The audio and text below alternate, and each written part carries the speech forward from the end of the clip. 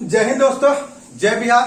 Karma classes में आपका स्वागत है। माई सेल्फ ऋषभ रंजन झा आपको मेंस के पॉइंट ऑफ व्यू या फिर कोई भी स्टेट का पीसीएस का पॉइंट ऑफ व्यू से आज एक टॉपिक बताने जा रहा हूं जिसका नाम है वन नेशन वन इलेक्शन। ठीक है, वन नेशन वन इलेक्शन यानी एक राष्ट्र और एक चुनाव। ये बहुत इंपॉर्टेंट है और इसके इंपॉर्टेंट होने का ये कारण है कि अभी हमारा देश जिस कठिनाइयों से जूझ रहा है उसमें हमारे देश को आर्थिक तंगी के एक बहुत बड़े दौर में जा चुका है हमारा देश। और आपको पता होगा अभी जो रिसेंटली एक नोबेल का prize goes to I think 2020 में जो मिला था अभिजीत बनर्जी को, उन्होंने एक बुक पब्लिश की थी।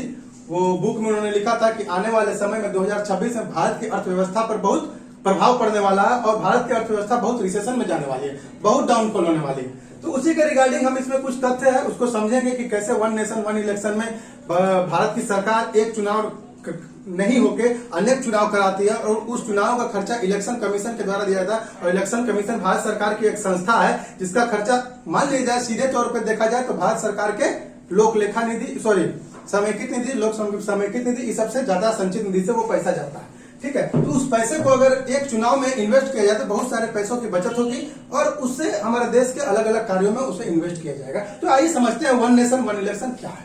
ठीक है, देखिए हमारा आज का टॉपिक है वन नेशन और one election. One nation one election. ठीक है, वन नेशन वन इलेक्शन मतलब एक राष्ट्र एक चुनाव। देखिए इसके रिगार्डिंग में सर्वप्रथम जो आर्टिकल पढ़ने के लिए लोगों को मिला था वो था एक SY कुरैशी थे, हमारे भारत के भूतपूर्व मुख्य निर्वाचन आयोग, जिन्होंने इसके रिगार्डिंग में एक आर्टिकल पब्लिश किया था। द हिंदू का आर्टिकल था, वो बहुत अच्छा आर्टिकल था, मैंने पढ़ा था उसे। और वो आर्टिकल में इन्होंने कुछ कुछ बताया था कि वन नेशन वन इलेक्शन का प्रोसेस क्या है और इसकी क्या कमियां हैं, इसके क्या लाभ है भारत को, और इस हिसाब से हम इन तथ्यों पर विचार करेंगे कि इसकी क्या लाभ है और इसकी क्या हानियां है। देखिए सर्वप्रथम मैं बताना चाहूंगा कि वन नेशन वन इलेक्शन के रिगार्डिंग में हमारे वर्तमान पीएमओ जो श्री नरेंद्र दामोदर दास मोदी हैं, उन्होंने सर्वप्रथम इसके रिगार्डिंग में 19 जुलाई 2019 को एक सर्वदलीय बैठक बुलाई थी। 19 जुलाई 2019 को एक सर्वदलीय बैठक बुलाई थी जिसमें इन्होंने यह निर्णय लिया कि इस सर्वदलीय बैठक के दौरान एक कमेटी का गठन किया जाएगा और वो कमेटी इसके कमियों और कमोबेश को जांच करेगी और जांच करके बताएगी कि भारत में वन नेशन वन इलेक्शन लाना चाहिए या नहीं लाना चाहिए। तो उस हिसाब से मैं इन तथ्यों को बताऊंगा और लास्ट में मैं अपना ओपिनियन दूंगा कि क्या लाना चाहिए और अगर लाना चाहिए तो क्यों लाना चाहिए, इसकी क्या कमियां उसको कैसे दूर करना चाहिए। ठीक है, आइए हम समझते हैं। तो देखिए सर्वप्रथम मोदी की जो श्री नरेंद्र दामोदर दास मोदी की जो टीम थी 19 जुलाई 2019 को यह बैठक बुलाया गया और उसमें यह निर्णय लिया गया कि लोकसभा और विधानसभा, देखिए आपको पता होगा कि हमारे भारत का एक कार्यकाल है, लोकसभा का 5 साल का कार्यकाल होता है और उसी प्रकार विधानसभा का भी 5 साल का कार्यकाल होता है। तो उस चुनावों में बहुत सारी खर्चाएं होती हैं। जैसे हम आपको बता दें इलेक्शन कमीशन के डाटा के हिसाब से 2014 में, क्योंकि 2019 का भी डाटा पब्लिश नहीं किया गया है, तो 2014 का जो खर्चा था 2014 में इलेक्शन कमीशन द्वारा कराए गए चुनावों की जो खर्च आई थी वो थी लगभग 3,870 करोड़। ये लीगल खर्च हो गया, 3,870 करोड़ रुपए थे जो चुनाव कराने में भारत सरकार को खर्च आई थी। ठीक है, और ये हो गया लीगल खर्च। कौन लीगल खर्च? जो इलेक्शन कमीशन द्वारा जारी नोटिस जो था उसमें ये इसका ब्यौरा दिया गया था। और मेरे हिसाब से अनुमानित खर्च अगर देखा जाए कमोबेश करके, मतलब इसके एक्स्ट्रा और बाहर से सामान लाने या ले जाने में जो खर्च हुआ था उसमें मेरे हिसाब से 15,000 से 20,000 करोड़ का खर्च आया होगा। 15,000 से 20,000 करोड़ का खर्च एक चुनाव कराने में आया होगा। ये 2014 का चुनाव की मैं बात कर रहा हूँ।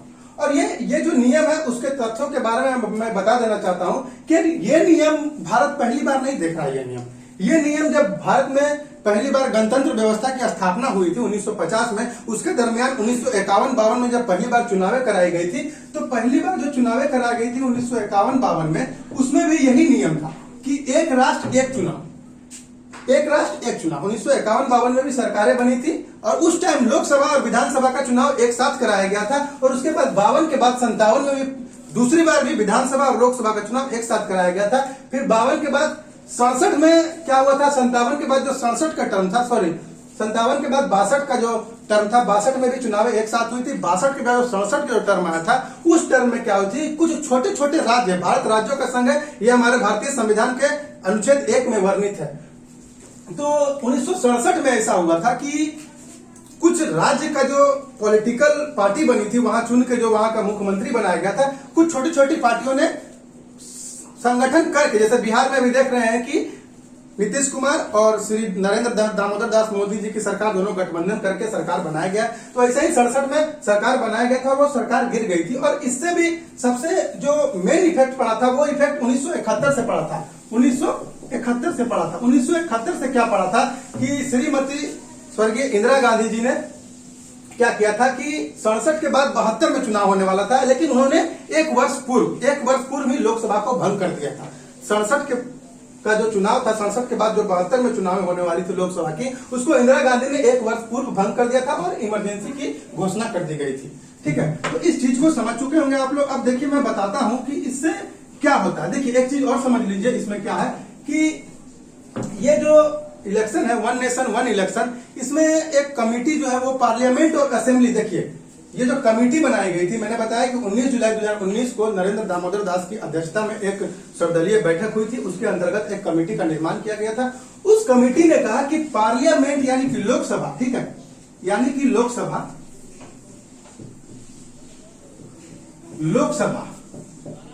और विधानसभा, लोकसभा और विधानसभा, ठीक है, ये विधानसभा से ऊपर उठ के, लोकसभा और विधानसभा से ऊपर उठ के नगरपालिका और ग्राम पंचायत, यानी कि नगरपालिका के होने वाले चुनाव जो है और पंचायतों के होने वाले चुनाव है, उसको भी एक साथ कराया जाए। इससे देखिए क्या होगा ये मैं बताता हूं। सबसे पहले ये बता देता हूं कि इस चुनाव की अनुशंसा जो की गई थी, ये आपको ये चुनाव पर जो सहमति लिया गया था, आपको 1999 में वन नेशन वन इलेक्शन के बारे में पहली बार एक छोटा सा जिक्र आया था, ये विधि आयोग के द्वारा। उन्होंने इस वन नेशन वन इलेक्शन के चुनाव पर सहमति दिखाई थी।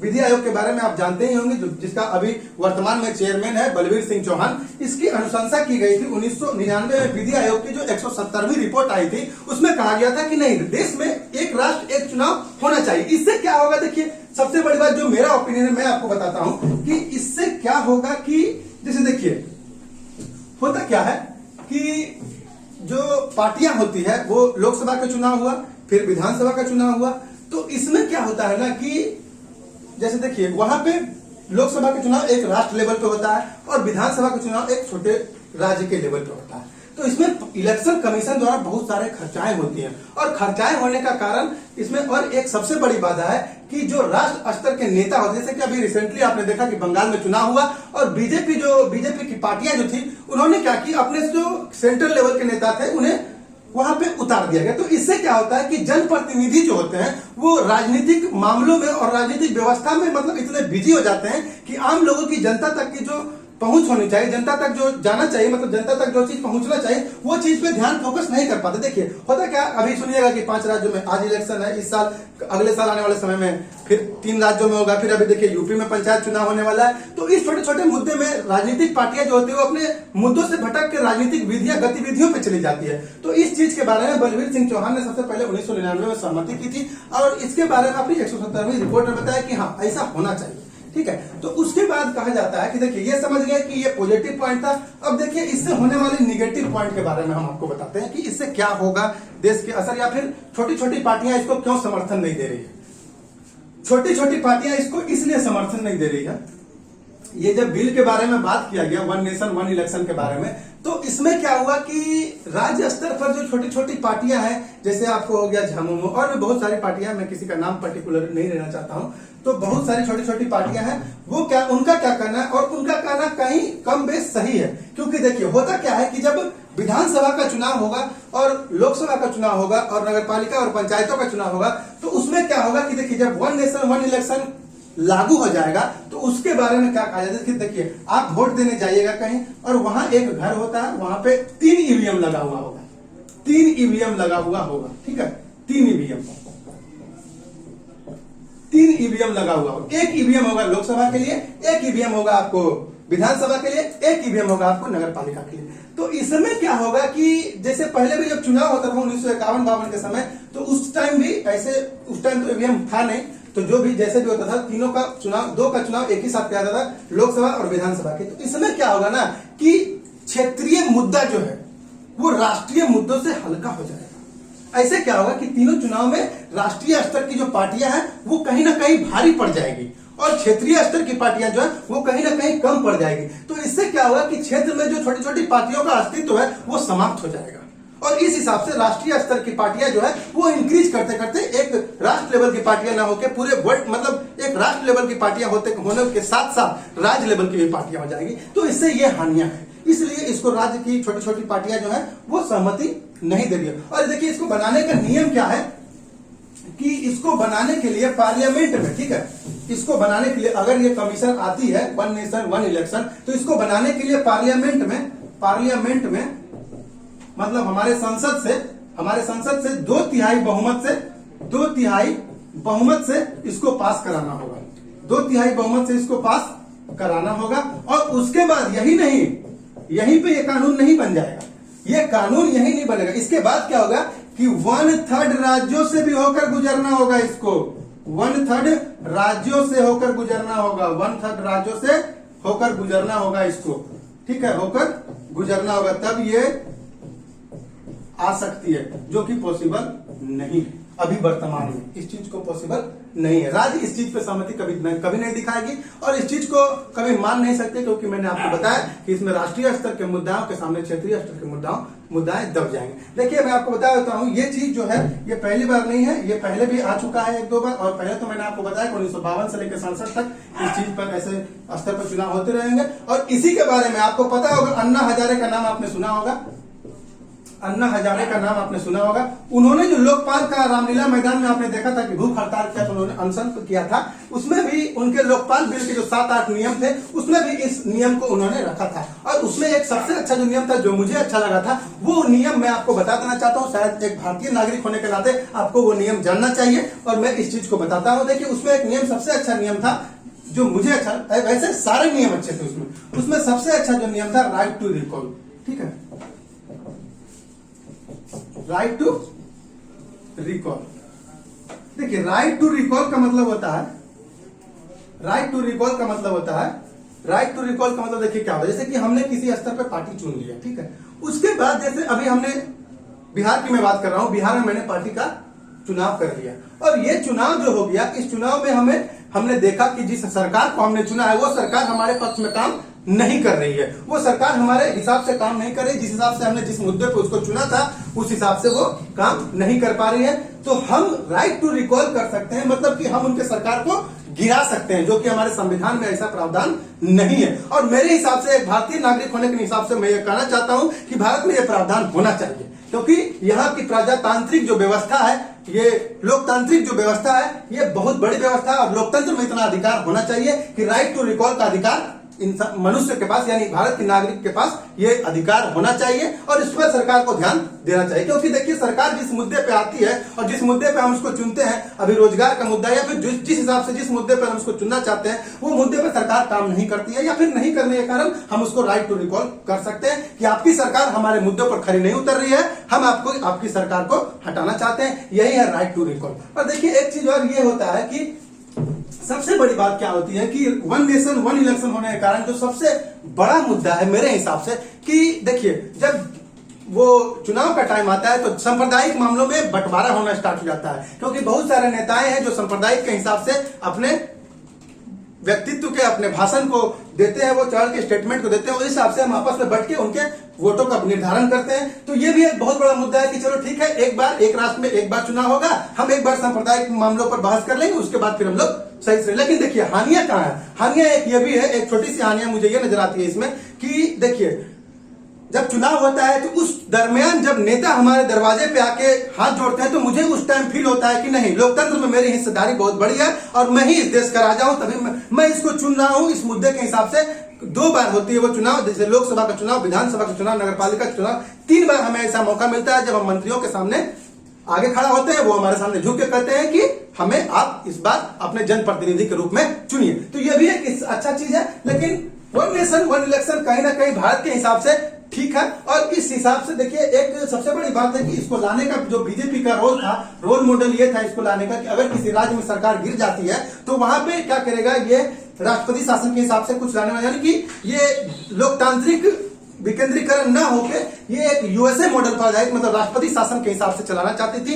इसलिए वन नेशन वन इलेक्शन का जिक्र श्री नरेंद्र दामोदर दास मोदी ने 2019 में पहली बार किया था। ठीक है, उसके बाद देखिए मैं आपको बताता हूं कि वन नेशन वन इलेक्शन अगर भारत में लागू होगा तो भारत के संविधान के किस किस अनुच्छेद में संशोधन करना पड़ेगा, ये मैं आपको बता देता हूं। देखिए सबसे पहला है कौन, सबसे पहला है कौन, अनुच्छेद 83। ठीक है, अनुच्छेद 83, अनुच्छेद 83। देखिए अनुच्छेद 83 में वन नेशन वन इलेक्शन लाने के लिए सबसे सर्वप्रथम अनुच्छेद 83 में संशोधन करना पड़ेगा। अनुच्छेद 83 में क्या वर्णित है, संसद का कार्यकाल। ठीक है, संसद का कार्यकाल, संसद का कार्यकाल, ये अनुच्छेद 83 में वर्णित है। उसके बाद अनुच्छेद 85 को, अनुच्छेद 85 में संशोधन करना होगा। अनुच्छेद 85 में क्या है, देखिए वन नेशन वन इलेक्शन को लाने के लिए 4 अनुच्छेद में संशोधन करना पड़ेगा। अनुच्छेद 85 में क्या है, संसद के स्थगन और समापन। ये आप जानते होंगे लोकसभा की सिफारिश पर राष्ट्रपति द्वारा अनुच्छेद 85 के अंतर्गत संसद को भंग किया जा सकता है, वही है संसद का समापन, संसद का स्थगन या समापन, या समापन, यह है अनुच्छेद 85 में। और तीसरा अनुच्छेद जो है वो 172 है। इसमें क्या है कि विधानसभा के कार्यकाल का, विधानसभा का कार्यकाल, यह अनुच्छेद 172 में विधानसभा का कार्यकाल, ये अनुच्छेद 172 में है। और उसके बाद चौथा अनुच्छेद जो है वो अनुच्छेद 174 है, जिसमें विधानसभा का समापन है, जिसमें विधानसभा का समापन है। ठीक है, ये 4 अनुच्छेद ऐसे हैं जिसमें वन नेशन वन इलेक्शन को लाने के लिए संशोधन करना होगा भारत सरकार को।